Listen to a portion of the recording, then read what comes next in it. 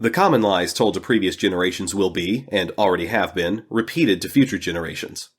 Follow your heart and the money will follow. Do what you're passionate about. If you do what you love, you'll never work a day in your life. And the biggest lie of all, you can do anything.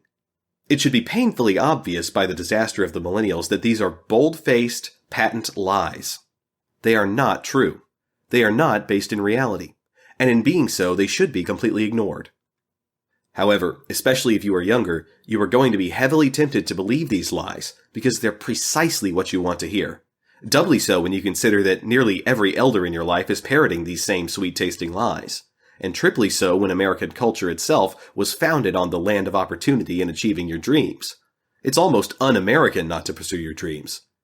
But consider one group of people who followed their heart hoping the money would follow, and perhaps more so than any other group in America. Young black men. Young black men as a group disproportionately attempt to become two things more than any other group in America. They put more effort, dedication, sweat, and toil into these endeavors than anybody else. And the entire time they are cheered along by their parent, teacher, and guidance counselor elders because you can do anything and you gotta follow your dreams. They want to become rappers and professional athletes. There's nothing inherently wrong with wanting to become either. The problem with both, however, is that you're facing a 1 in 20,000 chance of becoming either, and that is just the minimum definition of a professional where you are merely paid.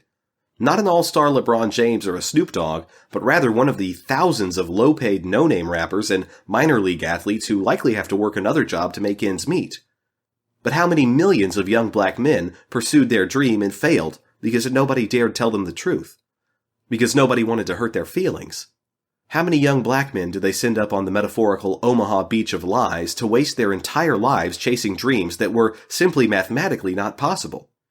Worse, how many of them could have become engineers, accountants, doctors, officers in the military, or other highly compensated professionals had they not been purposely misled to try becoming an athlete or a musician?